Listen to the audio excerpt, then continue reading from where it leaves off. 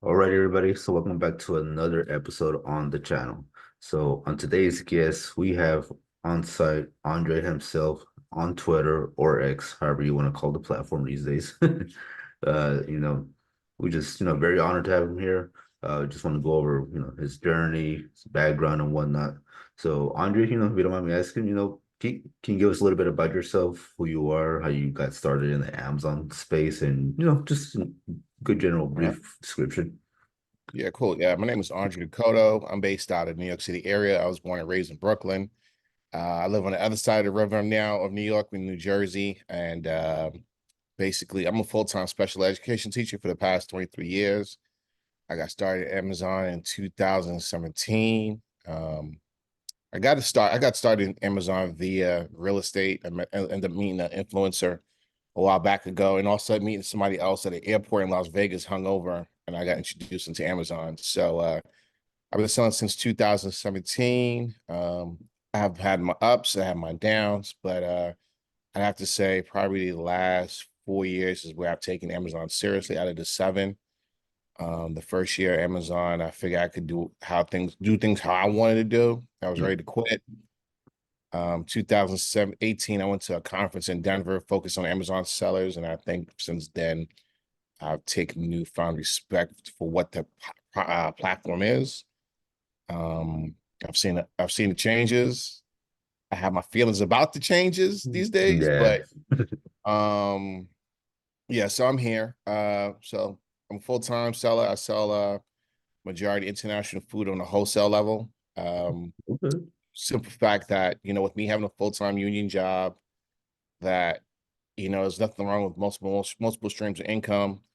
I love wholesale for the simple fact that I'm able to just put one or two orders in a month, large orders, and have it taken care of, shipped to Amazon, and then basically I have an idea of exactly what I should expect every month as far as payout. That's what I like about wholesale is that it requires a lot. Biggest issue with wholesale requires a large capital, and Yep. amount of capital after I put the order in is not the great. I don't see the big profits like some folks are seeing RA and OA.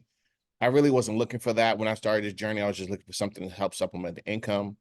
I have a daughter who's in finishing up vet school right now that, I was able to, due to Amazon wholesale, I was able to basically pay off her car, take care Wow. of her, Okay. that.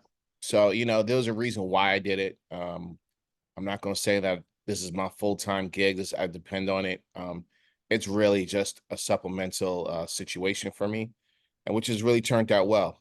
So I have no complaints. The best year I ever had was, of course, during COVID. I think I did close to 950 in sales. And that was not my goal. My goal is that if I made 450, 400, I was happy. Because like I Mm. said, I had another source of income. But I'm grateful for the opportunity and grateful for the sales. And it's taught me that there's no limit in life what you could do. A lot of people don't like me on the job and in the school system because I do okay, and simple fact, I'm not one of those educators that as soon as the bell ring, I'm running to my car and running home to sit on the couch. I see there's more hours in the day. I'm gonna make use of it in my time and just try to get more income. Yeah, respect. I mean, it takes a lot to, outside of a normal 9 to 5, to say, you know what, instead of spending my time watching TV, watching TikTok, I'm actually gonna, work on something on the side to, Yeah, for sure. help myself and my family, right? So, major respect for that. Yeah. Okay, so I mean, a lot to definitely break into that, right? So, you say you started in 2017, more or less. But you started immediately with wholesale, or did you like dive into some Yeah. arbitrage? Believe it or not, the guy that introduced me into Amazon, he was selling on the wholesale level. And basically, I had no idea what RAOA was. So I was just used to calling up a distributor, finding a product, asking for the Excel sheet, and just running the Excel sheet through Price Checker too, Oh, finding nice. proper products that gained me more than $5 per item.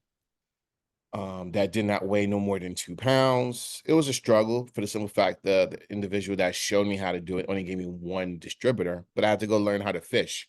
He showed me how to get the distributor, but it was up to me to find other distributors. So basically I started off with pet supplies, and then I was in Brooklyn a while back ago, and I ran into a Jewish individual that told me, to like, go to trade shows. I'm like, trade shows? Mhm. Like, so I started doing trade shows. So the person that introduced me to Amazon told me about ASD, and I met him out there at ASD, and he showed me how to work the shows. So from there, I was able to find one or two vendors. I no longer work with the vendors, but I Mhm. realized, in order, the easiest way to get distributors and just meet the brands in general, to find out who the distributor was to attend the trade shows. So I attend on a normal basis, probably between 4 to 5 trade shows a year.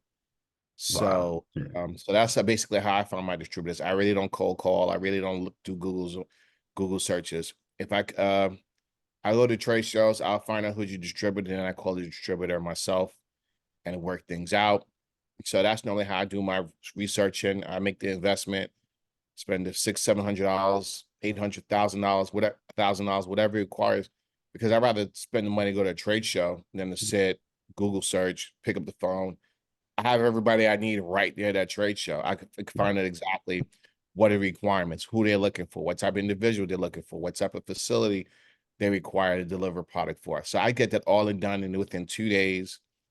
I save myself a lot of time because, like I said, I have a full-time job. I don't have time to pick up the phone, hang the phone up, figure out, do an application. And what I like about trade shows is that you're qualified. If you're present at that trade show, it gives some type of qualification to that sales rep that you're talking to, that you're serious. You're not there just to kick tires. You're there. You made the time, you made the effort to come to a trade show in Las Vegas from the East Coast.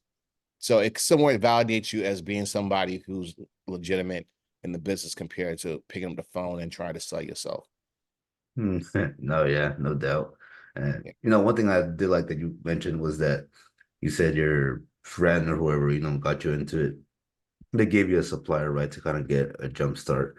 But you Yeah. had mentioned that you realized you had to go fish for your own suppliers eventually as well. Yeah. Uh, Yeah. and that's something I'm seeing right now in 2024 with, so many people trying to get into wholesale is a lot of them from what I'm seeing, at least on my end, correct me if maybe you see something different or not.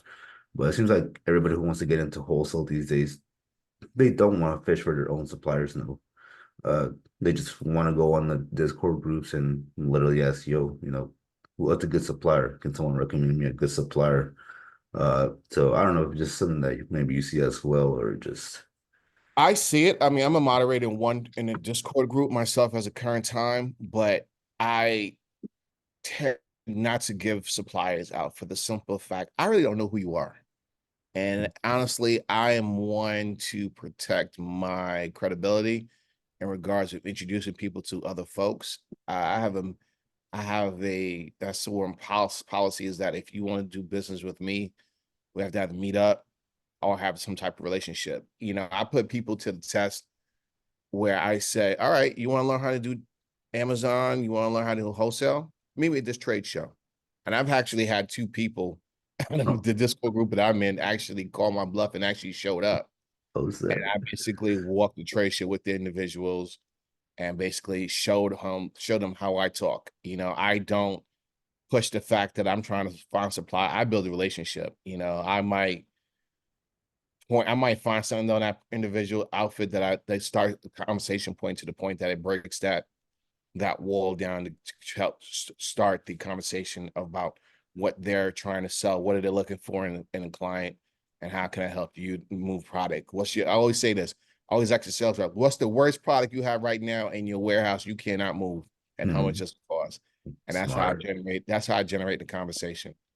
And that's basically about it. So That.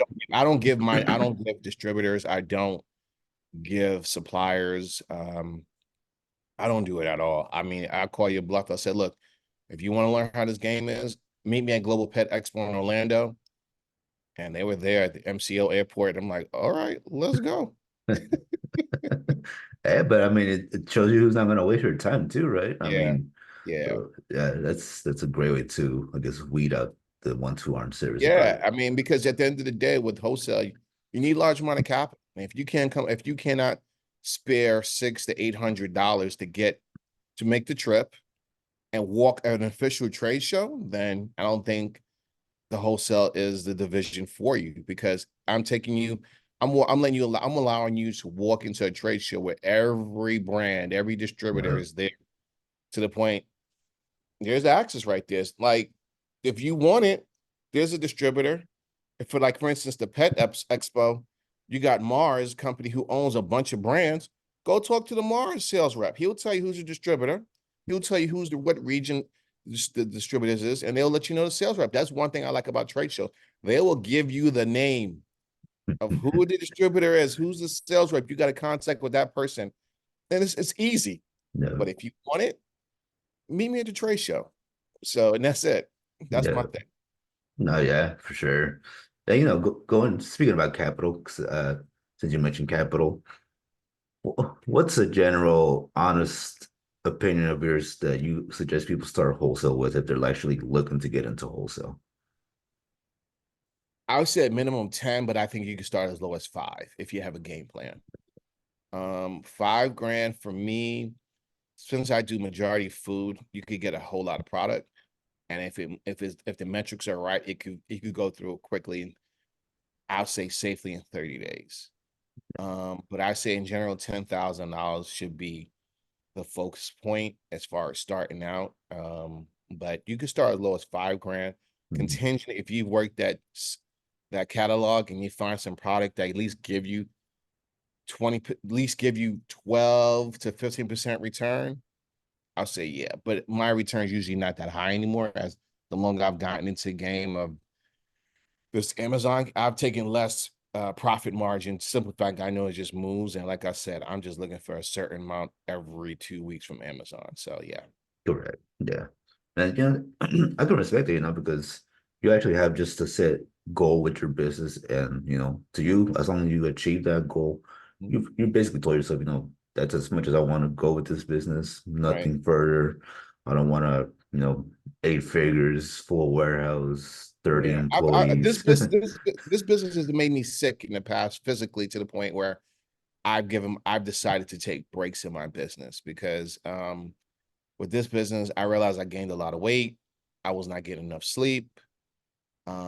I realized that, sometimes when you're a one-man show, or sometimes you have somebody you have to manage, you tend to lose out on yourself, to the point you forget about you, in the sense where you're the business. If you don't take care of your health, it could get bad. And that's what I end up literally falling asleep on my day job. I literally was like, I pull into my garage and home. Just as soon as I put the car in park and I turned the car, I found myself falling asleep, to the point now I realize I have Wow. sleep apnea. I have a CPAP machine. So this business will sometimes push you to the limits where you're like, I need to start looking out for myself.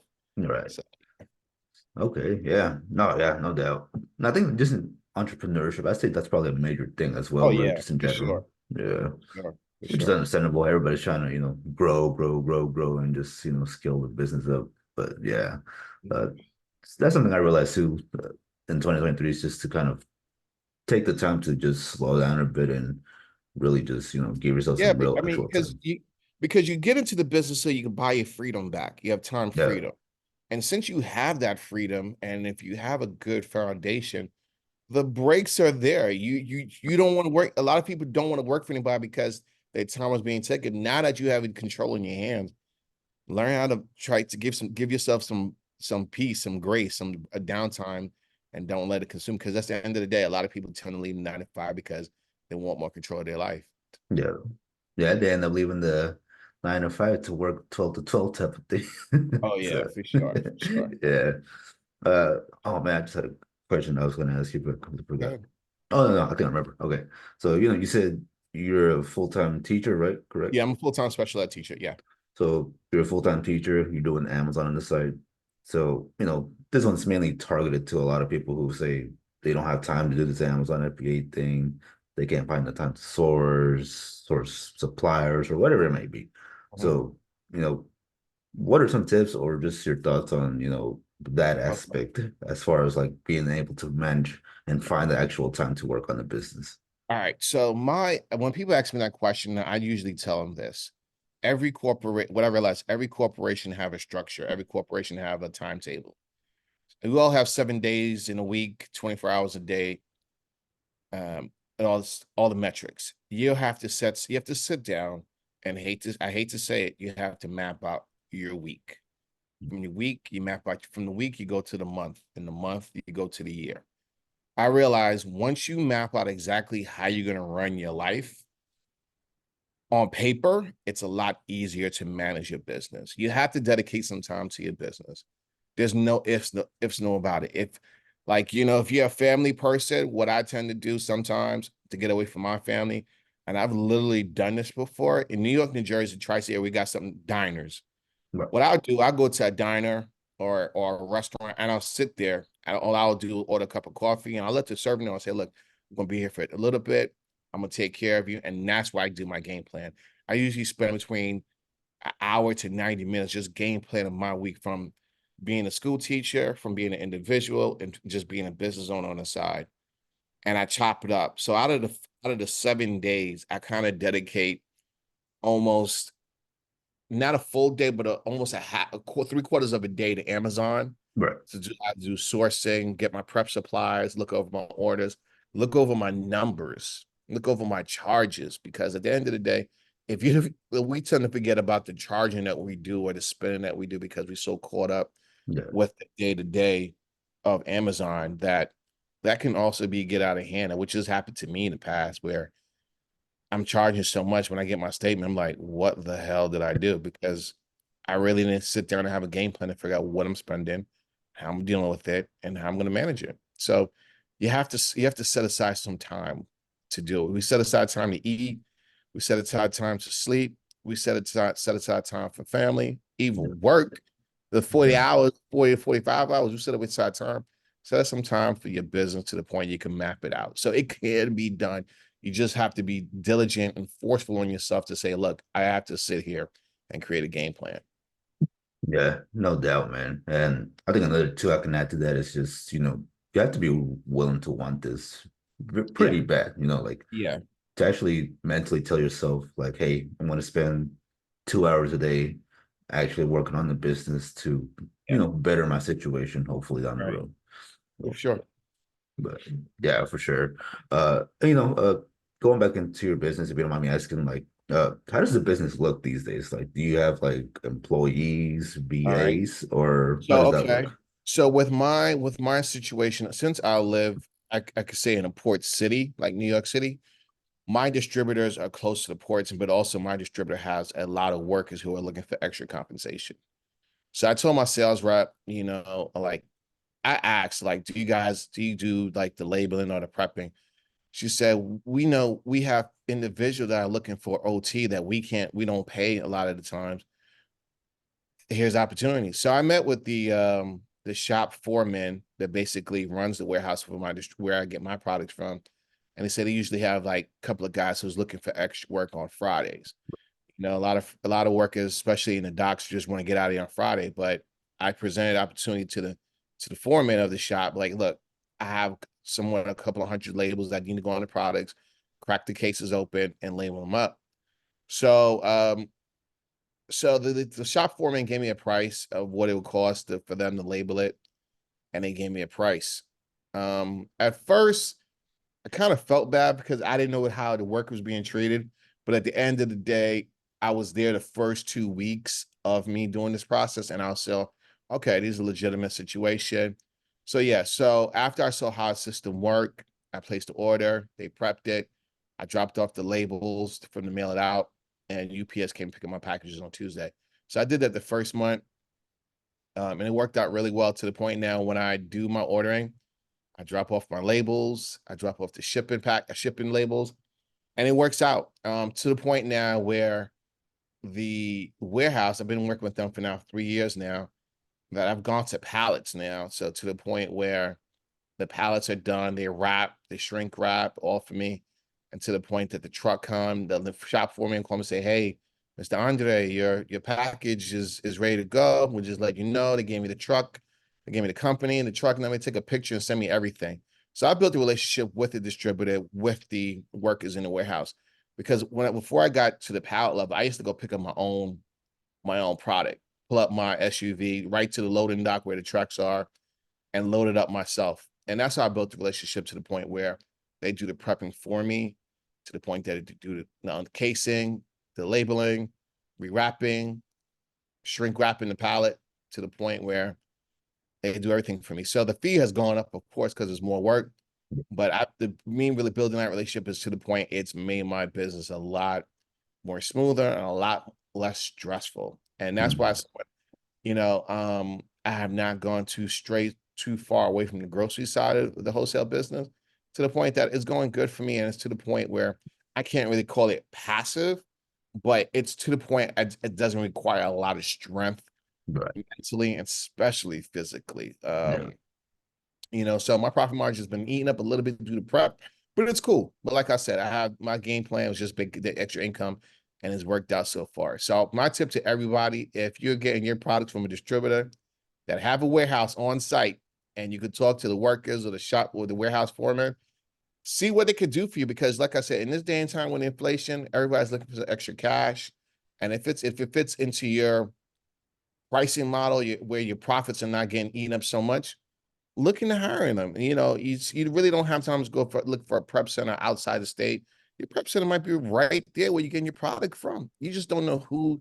You just don't know who is looking for extra income, and you build a relationship off like that. So, Yeah. at the end of the day, it works. I found through these prep guys at the work at the distributor, the guy put me onto somebody that could do my tiles in my bathroom, relationships. So you just never know who you meet in this journey, and that's what I like about it. And that's why I'm one to I go out the way to talk to people. I realize in this business, a lot of people don't like to talk. They just want to sit behind a screen and type. But I'm not that type of individual. Closed mouths don't get fed. I'm from an era where you better speak up or the wolves going to take over. So that's just the way I look at it. Oh yeah, and then that's an interesting. I never heard someone say that. That's how they do their prep, and is actually asking their distributors to, do it for Yeah, them. no, really, the sales rep is really the sales rep of that distributor is the one that introduced me to the foreman, because I used to go pick up my products myself. And after I talked to the shop foreman and I realized I had all these workers here, who's going to turn down extra income? And Yeah, I present opportunity.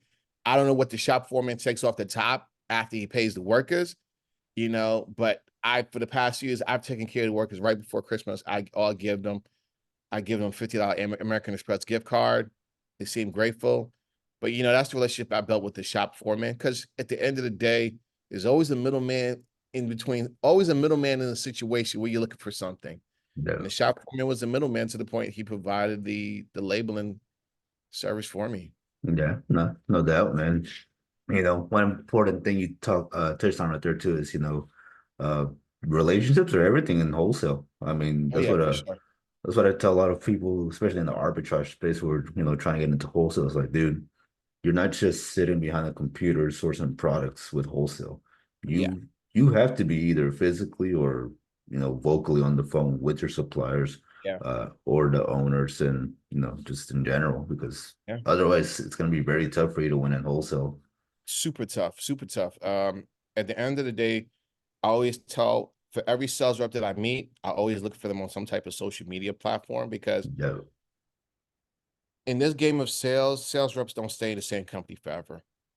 yeah. And the reason why I say that is that a sales rep will either quit, find a better opportunity somewhere else. And 9 out of 10 times, if you follow them on their social network or some like a platform like LinkedIn, they may go to another company that you probably could get an account from, but you build a relationship with that individual, Mhm. not the company. And Yeah, you just never know. So relationships with people is key, because I guarantee I've yet to meet a distributor that stayed at the same company for no more than 2 years. So yeah, follow that individual. Don't follow the company. Follow that sales rep, because a sales rep will always be a sales rep, and you just never know where they're gonna go. yeah. No, yeah. You never know because they could end up going to another supplier that you may have never even heard of. So, Yeah, that's how I got my autos supplier. I had a sales rep that was with a pet distributor that ended up going to McGuire's, and found that out on LinkedIn. And there's a trade show called SEMA that I always wanted to go to. And he worked for McGuire's. He's the one that got me access to this trade show that I attended. And by far, he has me thinking about automotive products because the profit margin is great Yeah. automotive field. But yeah, so I always say follow people, stay in contact with the sales rep, even if you're not going to order nothing, just throw a little BS question just to keep that engagement going in the Yeah. email trail. Yeah, for sure, no doubt. Yeah. So you said you had your prep and basically outsourced. What about your sourcing and stuff? Are you doing that yourself, or you have All right. VAs, or? So my sourcing is pretty simple for foods. When you deal with I don't know what area you sell in, but with foods, it's almost the same catalog. It really doesn't change so much for the distributor side. So I know that for me, I sell a lot of products from South America. So my distributor that I deal with sell products from this particular region of South America. And I said with the changing of America, the landscape of people, how diverse it is, I know there's always going to be somebody that wants particular products. So I Yeah. normally sell certain types of teas. I sell bundles of teas. I sell olive oil. I sell something I never heard of, paste, chayota. It's just a lot of products that I can't pronounce, but I Yeah. know my biggest mover right now is tuna fish from a particular region of South America, to the point I Okay. sell it in a 5-pack.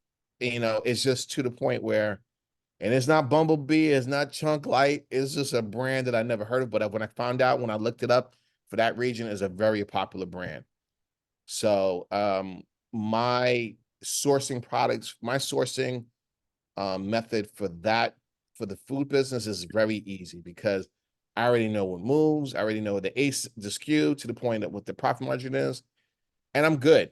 I do have a VA for my always side of the business, which is really about 20%. Good. So I get a list from my VA 3 times a week, 20 leads. Um, he basically breaks down the final cost with the Rakuten, the promo codes. So I get that consistently. I've had him now for about 2 years. I trained him, I got him raw. I told him what I was looking for, and it's been a perfect match as far as my VAs finding me good OA products. I tend to change it up. I said, look, I need beauty Monday, Friday. On Wednesdays, I need sneakers.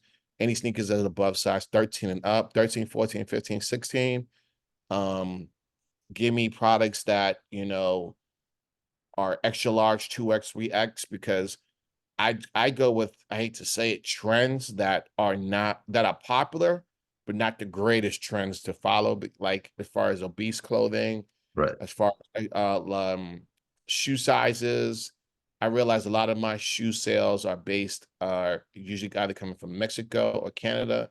Size 14, 15, 16, 17. I actually got a pair of 17 Sauconys right now that I need to send Oh, out. But damn. it's just I tend to shop where the buyer knows exactly what he's looking for and they're not playing around. Usually with the large sizes, it's usually meant for specific type of people. It's not being playing around with, let me try this color. No, when you buy something of that unique situation, they ain't playing around. They usually need it Yeah. because it's very hard to get. Right. Yeah. No, yeah. So I'm curious, why still doing the OA, if you don't mind me asking? The reason why I still do OA, it helps me. The reason why I do OA, which is not a large part of my business, is just it's somewhat challenging to me a little bit as far as the Amazon, because the wholesale side of Amazon is very easy for me. For the simple fact, it's consistent. I really don't go too wide because, like I said, it's pretty consistent with me. So there's Mhm. always somewhat of a little bit of challenge for me just to keep my brain jumping. I get the list, I look at the keep a chart just to see what's up, because things tend to change. You might find a situation where probably I could do wholesale.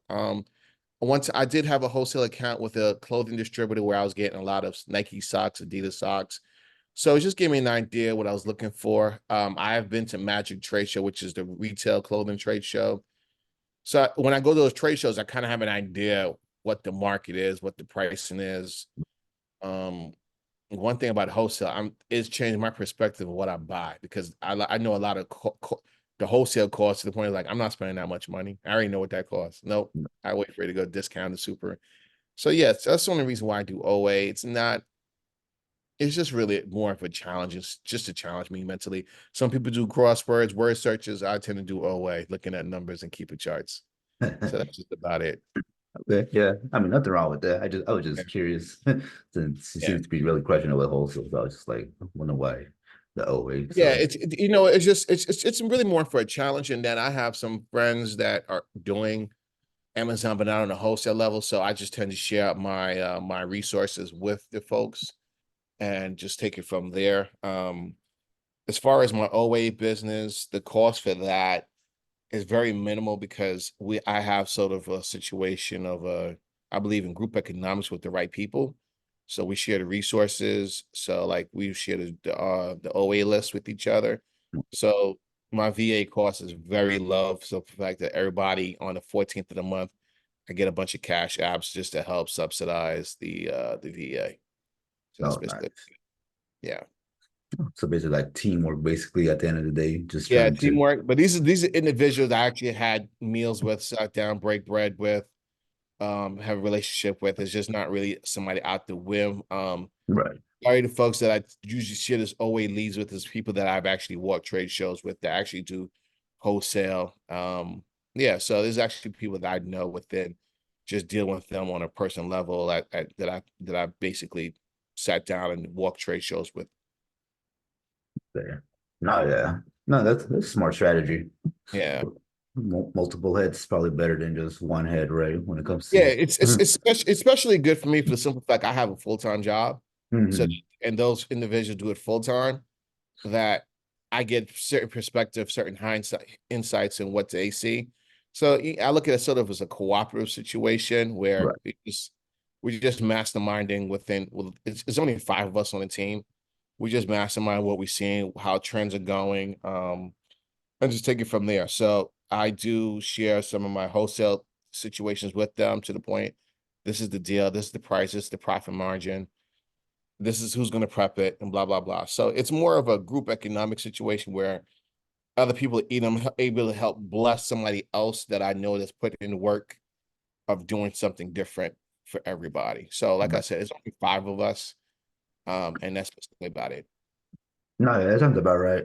Because I tell people when they're getting into the Amazon space, like if you're gonna get in there, go with a small group of very close Small friends. man, small man. Yeah, like very small. Oh man, Yeah. very, very small. You got everybody, you got to qualify people that you bring into your circle to see Yeah. if they fit what your mindset is, where they're going in life. And like, listen, it is a reason why we have 2 ears and one mouth. Listen more than you speak. Just listen to what people are going through in their lives.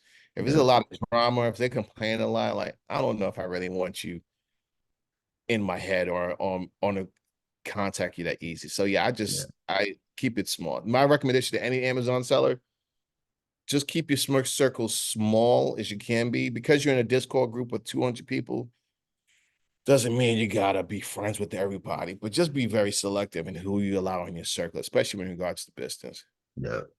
Yeah, because the last thing you want is just someone who's gonna be in there, not really participate and wants to just soak it all. And So also, you might have that one individual that just bring everybody down because they got their own problems, which everybody have their own problems in life, but you got to handle it, man. So, just got to be very selective.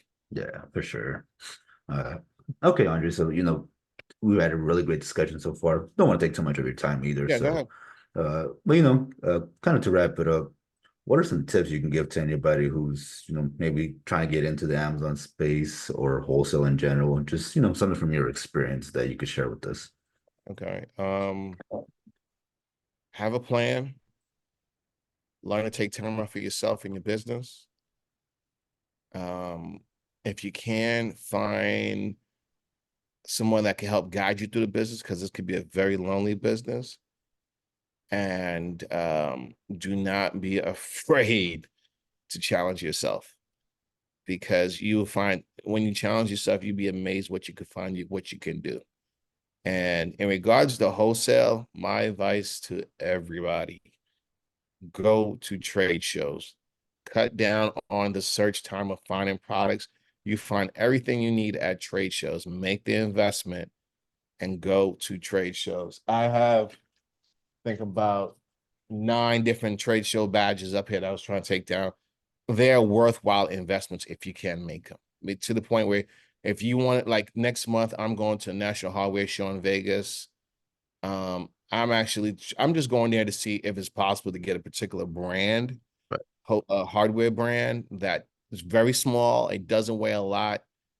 I know I'm not going to get the account directly from the brand. I am looking to find a distributor who I could contact to get this product. So I'm going to the National Hardware Show. I just came back from Magic, which is the retail show. Global Pet Expo, I think I'm on the fence with that. That's also going on in Orlando. So Mm. go to trade shows. Go to trade shows to cut down on the search time for products, and you'd be amazed what you could find, and you'd be amazed that that one trip, which is a tax write-off, Yep. that could change your business. I think we're so afraid to invest in ourselves that we sometimes forget that there's a benefit to travel, there's a benefit to networking, there's the benefits to taking up a meal at a trade show. So go to trade shows, stop being scared, get on a plane, leave your computer, and go to a trade show. Las Vegas Convention Center have all the trade shows on their website. Every industry has a trade show. Yep. Every category Amazon has a trade show. It's up to you to find out. If you're in the food, candy, sweet and snacks trade show in Indiana, this year's Indiana. I go every year to Chicago, but this year's in Indiana. Then you have Global Pet Expo in Orlando, Super Zoo in Las Vegas. You have the National Hardware Show next month in Las Vegas. There's a trade show for everything. I go to the Toy Fair in New York City. It's local. It's right across the river from me. Go to the trade shows. You go to the trade shows, I guarantee you find a distributor a lot faster than Yep. trying to go to Google, picking up the phone, and hopefully trying to get a sales rep. And then you got to explain yourself, what you do, how much, Mm. where you're located. Enough is enough. The trade shows, if you can't go to trade shows, go to the website of the trade show and look at the vendor list. It's going to be a little harder, but it's there. So that's my advice to anybody. Trade shows, vendor list, create a game plan. Yep. And he just gave you guys a whole list of freaking trade shows, so don't even you have no excuse to not say There's you no can't excuse. find. There's no excuse. There's a trade show for everything. You want a trade show for tea? There's the World Tea Expo. There's a trade show for Whole Foods. You got the Natural Expo Food Show. There's a trade show for everything. You want to sell knickknacks? You want to sell, if you want to sell bras, go to Magic Trade Show. I guarantee you they'll give you the distributor and the liquidator of who buys excess clothing. So the trade shows it's where you get your food from. So that's my advice to everybody. Trade shows. ASD, I have my thoughts on ASD. I don't go anymore, but it seemed like a lot of influencers are pushing ASD, but I think they pushing it for their own particular reasons, not their selfish reasons, but not about the show. But I don't bother with ASD anymore in Las Vegas.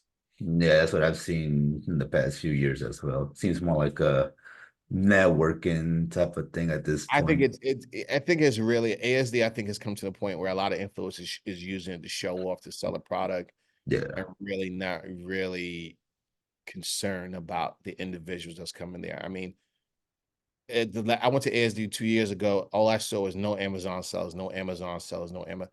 A lot of folks are attending ASD thinking like they're gonna hit jackpot with all those distributors, but if you don't go with a game plan how to walk a trade show, you're dead. So I don't go anymore. I don't. As soon as I hear somebody say I sell on Amazon, I walk away, because at the end of the day, you should be selling yourself, not Amazon, because Amazon's already, it's already established to the point they don't want to hear that. They want to know what you can bring. So that's it. No, yeah, no doubt, man. So yeah, them local ones that are more, not out there, those are the way to go.